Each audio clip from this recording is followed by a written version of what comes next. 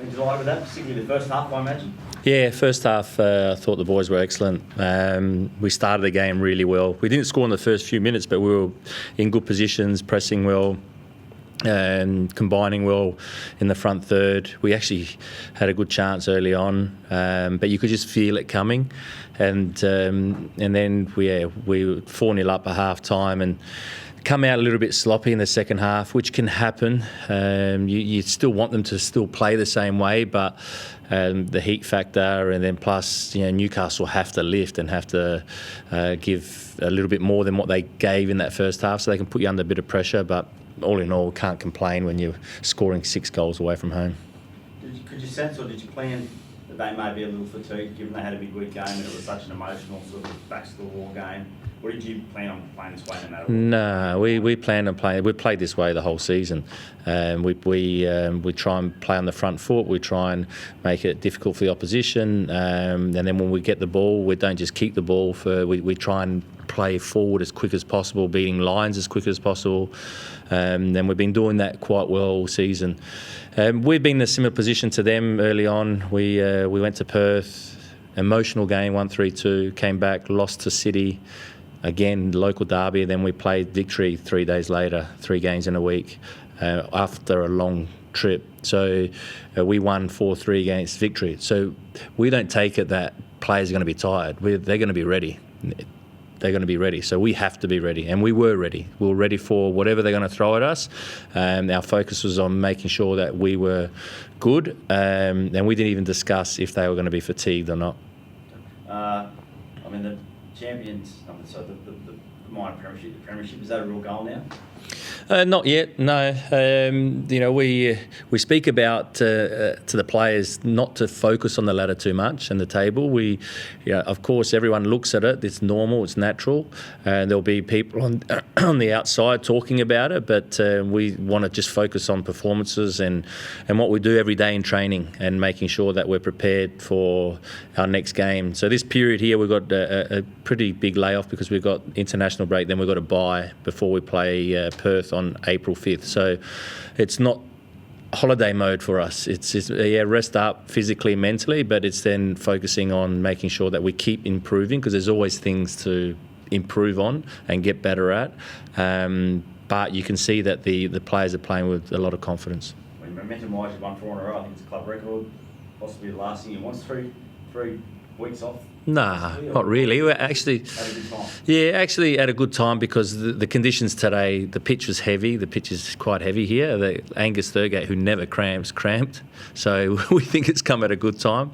We've won 4 in a row a couple of times this year, a couple of times the year that we won the grand final. But we can't look at, we're winning 4 in a row. We're just focused now on making sure that we recover, prepare, and go at Perth in a few weeks' time.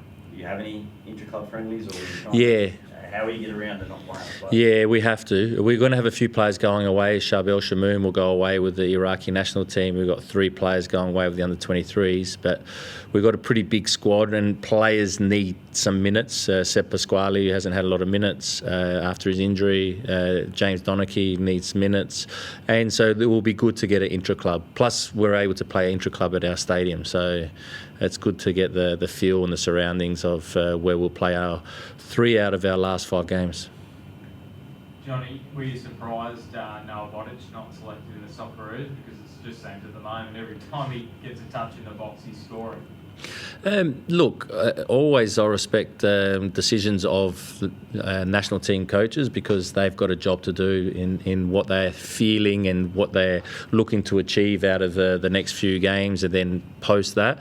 I know Noel Botic will be a Socceroo. I know that he's definitely in their minds, and we have to make sure that Noah just keeps on improving his game, because he's getting better each game. He's scoring a lot of goals. He didn't score in the first, I think it was 5 rounds. His first goal was in the 6th round. So since then he's got 11 goals. But it's not only his goals. I think his all-round play's improved this season, and he was getting into positions to score goals, even though he wasn't getting the ball. You see him running from the halfway line. He's got that real desire to score. So if he keeps doing that, whether it's he didn't get selected in this window, maybe the following. If not, hopefully the World Cup. Just on the young boys this season, and obviously, at the start of the campaign, a lot of people were writing you off, but I think what a lot of people did forget was last year a lot of these young boys got match minutes that was so crucial.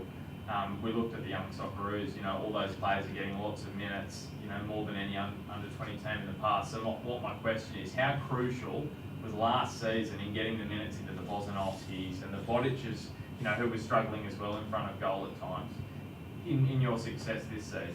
Yeah, definitely critical. Definitely it takes time with younger players. Reece Bozanovski has been in our first team squad since I've been here, 3.5 years, and it's taken him a little bit of time, not only tactically but also physically, to get his body to a level.